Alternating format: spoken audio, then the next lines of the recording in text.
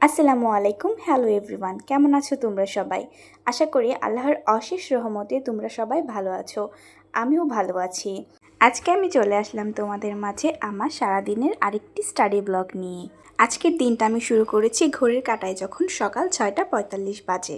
ঘুম থেকে উঠে দেখি চারদিক কি সুন্দর সবুজ, আর বৃষ্টি বোধহয় পড়েছে রাতে, আমি একদম টের পাইনি আজকে। গতকাল রাতে আসলে একটু লেট করে ঘুমিয়েছিলাম। খুব ভালো হয়েছে, এই কয়দিন বেশ গরম পড়েছিল। অতিরিক্ত গরমে আসলে খুবই খারাপ লাগতেছিল। আল্লাহ তাআলা একটা স্বস্তির বৃষ্টি দিয়েছে, আলহামদুলিল্লাহ। ঘুম থেকে উঠে আমি ফ্রেশ হয়ে নিলাম। যেহেতু আমি একটু ঘুম থেকে উঠতে দেরি করে ফেলেছি এবং ফজরের ওয়াক্ত প্রায় শেষ হয়ে গেছে, মনের মধ্যে প্রচণ্ড অপরাধবোধ হতে থাকলো।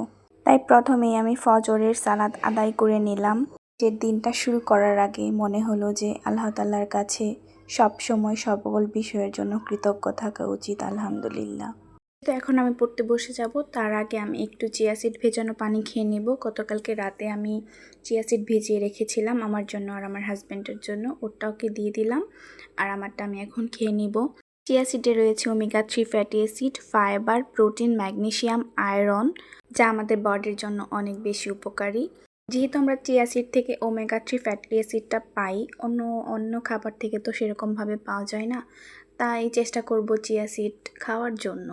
চলে আসলাম আমার পড়ার টেবিলে, এখন আমি পড়তে বসে গেছি। প্রথমে আমি যেহেতু ইংলিশ পড়ি সকালে, তাই আমি গতকালকে যেটা পড়েছিলাম ফার্স্টেই সেটা রিভাইজ করে নেব।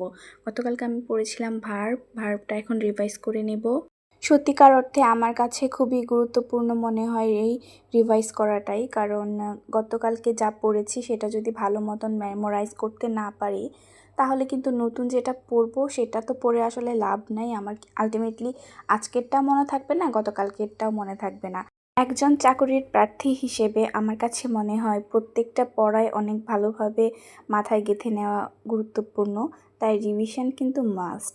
আসলে আমরা মানুষ, আমাদের স্বভাবতই আমরা এভাবেই তৈরি হয়েছি যে আমরা ভুলে যাব, এটাই স্বাভাবিক। আমি যতই রিভিশন করি না কেন বা যতই পড়ি না কেন, আমি ভুলবো। সব পড়া তো আর আমার মাথার ভিতর থাকবে না, কিন্তু আসলে আস্তে আস্তে প্র্যাকটিসের মাধ্যমে সেটাকে আমার আয়ত্ত করতে হবে, নিজের সাথে মানিয়ে নিতে হবে। ইংলিশের ক্ষেত্রে আমার কাছে মনে হয় যত বেশি এক্সাম্পলগুলো প্র্যাকটিস করা যাবে, যত বেশি মডেল টেস্ট দেওয়া যাবে, পরীক্ষায় অংশগ্রহণ করা যাবে, তত বেশি ভালো হবে। আমি একটা সময় ছিল যখন অনেক বেশি ইংলিশের যে নিয়মগুলো আছে ওগুলো মুখস্থ করার চেষ্টা করতাম। তাতে হতো কি যে আমি ভুলে যাইতাম। তারপর একটা সময় যখন আমি বুঝতে পারলাম যে আমার টেকনিকটা একটু ভুল আমার ক্ষেত্রে, সেক্ষেত্রে আমি একটু সেটাকে চেঞ্জ করার চেষ্টা করলাম। তখন আমি যে এক্সাম্পলগুলো বেশি মনে রাখার চেষ্টা করি। স্টিল আমি এটা এখনও করি, ইন্টারমিডিয়েটে ওটা করতাম। আমি এখন এক্সাম্পলগুলো বেশি পড়ি, বেশি মনে রাখার চেষ্টা করি, যার ফলে আমি ওটার নিয়ম বা স্ট্রাকচারটা ভুলে গেলেও এক্সাম্পল দিয়ে আমি সেটা আবার রিকল করতে পারি। সবচেয়ে বড় কথা, অনেক বেশি প্র্যাকটিস করতে হবে, কারণ এটা কোনো ম্যাজিক নয় যে একদিনেই আমি শিখে যাব। 7:05 থেকে আমি 8টা পর্যন্ত টানা 55 মিনিট ইংলিশ পড়েছি। এখন যেহেতু আমি আর আধা ঘন্টা পড়বো, পড়ার টেবিলে থাকবো আর কি। আমার তো নাস্তা বানাতে হবে, আমার হাজব্যান্ড অফিসে চলে যাবে, তাই আমি একটু বাকি সময়টা সংবিধান দেখে নিয়েছিলাম 25 মিনিট, দেখা যাক কতটুকু পড়া যায়। সকালের নাস্তাটা আমি বেশিরভাগ সময় আমার উপর পড়লে একটু সিম্পল রাখার চেষ্টা করি, বাট হেলদি। তাই আমি আজকে ব্রেড, কলা আর ডিম আর একটা কফি রেখেছিলাম, সাথে কিছু বাদামও ছিল। শেষ করে আমার হাজব্যান্ড অফিসে চলে গেল, আমি এখন আবার একটু আমার পড়ার টেবিলে ফিরে আসলাম। আসলে আমার ইদানিং পত্রিকা পড়তে এত অলসতা কোথা থেকে আসছে আমি জানি না। আমি কিন্তু একসময় একদমই আন্তর্জাতিক পারতাম না, একসময় বলতে কিছুদিন আগেই আর কি, একদমই আন্তর্জাতিক পারতাম না। আমার বুঝতে অনেক কষ্ট হতো। তারপর থেকে আমি পত্রিকা পড়া শুরু করেছিলাম। পত্রিকা পড়তে পড়তে আমার আন্তর্জাতিক বা দেশের সাম্প্রতিক যে তথ্যগুলো, এটা আমি খুব ইজিলি মনে রাখতে পারতাম। তার রিসেন্ট কি হয়েছে, আমি লাস্ট কিছুতেই আবার আমার পত্রিকাতে এত অ্যালার্জি শুরু হয়েছে, আমি কিছুতেই পত্রিকা পড়তে পারতেছি না। সত্যিকার অর্থে পত্রিকা পড়া যে কত গুরুত্বপূর্ণ, যারা পড়ে তারাই কেবল জানে। আমার ভিডিওতে আমি সবসময় বলি পত্রিকা পড়ার কথা, কারণ সত্যি ভাই অনেক উপকার। তোমরা একটা কাজ করতে পারো, পত্রিকার টাইটেল দিয়ে একটা খাতা বানাতে পারো এবং সেই তথ্যগুলো যেগুলো খুব ইম্পর্ট্যান্ট সেগুলো ওই টুকে টুকে রাখতে পারো, অথবা আমার মতো পেপার কাটিং করতে পারো। আমি একদিন তোমাদেরকে শেয়ার করব আমি কী করে পেপার কাটিং করে রাখি। পেপার কাটিং করি কারণ পরবর্তীতে এগুলো খুঁজে পেতে আমাকে সহজ হয়, না হলে পত্রিকা ধরে ধরে এত তথ্য লিখতেও আমার অনেক টাইম লেগে যায় আর অনেক সময় নষ্ট হয়। সেক্ষেত্রে আমি পেপার কাটিং করে রাখি। তাছাড়া আমি একটা খাতাও বানিয়েছি, সেখানেও আমি কিছু কিছু তথ্য, ছোট ছোট তথ্য তুলে রাখি আর কি। আমি বিশ্বাস করি পরীক্ষার আগে সেটা আমাকে খুবই হেল্প করবে। 47তম প্রিলি প্রশ্ন তো তোমরা সবাই দেখেছো, আমার তো দেখে জাস্ট মাথা ঘুরিয়ে গিয়েছে। বিগত বছরগুলোর সাথে কিন্তু এবারের প্রশ্নর একটা হিউজ ডিফারেন্স ছিল। অনেক ডিপলি যদি আসলে পড়াশোনা না করি আমরা প্রিলি পাস করা কিন্তু অনেক কঠিন হয়ে যাবে। সেজন্য যেটা জানবো বা যেটা পড়বো সেটা খুব ডিপলি হতে হবে, যে নলেজটা আমি নিব সেটা আমাকে অ্যাপ্লাই করার মতো থাকতে হবে মনের ভেতর। আজকে আসলে আমার হেল্পিং হ্যান্ড ফোন দিয়ে বললো সে আসবে। সেক্ষেত্রে হয়েছে কি, এবার শুক্রবারে আমরা সপ্তাহে 2 দিন আমরা কাঁচা বাজার করি, এক্ষেত্রে আমরা শুক্রবারই আর কি বেছে নেই। তো আমার হাজব্যান্ড এবার শুক্রবারে, যেহেতু আমরা ব্যস্ত ছিলাম আমরা যেতে পারিনি, মাছ মুরগিও শেষ হয়ে গিয়েছে। তাছাড়া খালা যেহেতু আসবে আমাকে আজকে আবার যেতে হবে। এদিকে আমার হাজব্যান্ড অফিসে, তাই আমি একাই বাজার করতে চলে গিয়েছিলাম। এই তো যা পারছি কিনে নিয়ে আসছি আর কি। আমি এত ভালো একটা বাজার বুঝি না, তাও ওই যে মাছ কিনে নিয়ে এসেছিলাম। আর কিছু চিংড়ি ছিল, ভালো লেগেছিল তাই দেখতে কিনে নিয়ে এসেছি। আর আমার খুব ফেভারিট মাছ পাবদা মাছ, আমি সেটাও কিনে নিয়ে এসেছি। সব মাছ তো বাজারে কেটে দেয় না, ওই বড় মাছটা কেটে দিয়েছিল, আর বাকি যেগুলো ছোট ছোট মাছগুলো ছিল এগুলো আমার হেল্পিং হ্যান্ড কেটে ধুয়ে প্যাকেট করে দিয়েছে। আর এই তো কিছু কাঁচা সবজি নিয়েছিলাম। আর আমি আসলে শাক খেতে পছন্দ করি এবং আমার হাজব্যান্ডও খুব পছন্দ করে, কিন্তু আমি ওকে আনতে দিই না, কারণ ওই যে বাঁচতে গেলে অনেক টাইম চলে যায়। যেহেতু আজকে আমার হেল্পিং হ্যান্ড চলে এসেছে, তাই আমি একটু লাল শাক নিয়ে এসেছিলাম, সেটা সিদ্ধ করে উনি দিয়ে গিয়েছে পেঁয়াজ রসুন কেটে, তাই আমি একটু রান্না করে নিচ্ছিলাম, ভালোভাবে ভেজে নিচ্ছিলাম। এদিকে আমি সিম দিয়ে মাছ রান্না করে নিয়েছিলাম, ঢেঁড়স ভাজি করেছিলাম, আর এই যে কুমড়োর একটু ভাজি করেছিলাম। আমি আসলে রাতসহ রান্না করে ফেলেছি। আর এদিকে রাইস কুকারে ভাত বসিয়ে দিয়েছিলাম। তারপর আমার গোসল করে নামাজ পড়ে আমার হাজব্যান্ড চলে এসেছিলো। খাওয়া দাওয়া শেষ করে আমি একটু ম্যাথ করতে বসে গিয়েছিলাম। সত্যি কথা বলতে আমার ম্যাথ করতে একদম ভালো লাগে না, আমি অনেক জোর করে ম্যাথ করি। তোমরা যদি ভাবো যে আমি অনেক পড়াশোনা করি বা অনেক সিনসিয়ার একটা স্টুডেন্ট, মোটেই না, বুঝছো। আমি কিন্তু একদম ম্যাথ করতে চাই না। যখন একটা চ্যাপ্টার শেষ হয়ে যায় তখন মনে হয় যে ও মা কি ভালো একটা চ্যাপ্টার, এটা আমি আবার করব, কিন্তু নতুন যখন আরেকটা চ্যাপ্টার শুরু করি তখনই আমার মাথায় একটা বাজ ভেঙে পড়ে। আর হ্যাঁ, কার কার ম্যাথ সবচেয়ে পছন্দের সাবজেক্ট সে কমেন্ট করো। দুপুর টাইমে আসলে কোনো পড়াই মাথায় ভালো করে ঢুকে না, অনেক ঘুম পায়, অনেক ক্লান্তি ভাব চলে আসে, তাই একটু ম্যাথ করতেছি।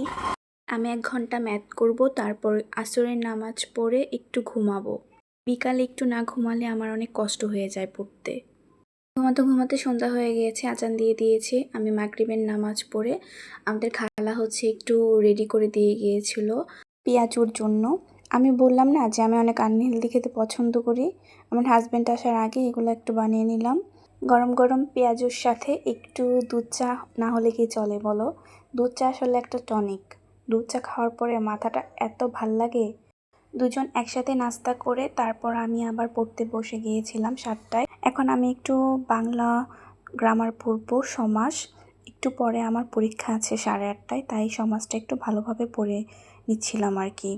বাংলা দ্বিতীয় পত্র আমি বরাবরই ভালো ছিলাম, কিন্তু ইদানিং আসলে আমি বুঝতেই পারি না আমি কিসে ভালো ছিলাম আর কিসে খারাপ ছিলাম। পরীক্ষা দিতে গেলে সব আমি ভুলে যাই, সব আমার গোলায় যায়।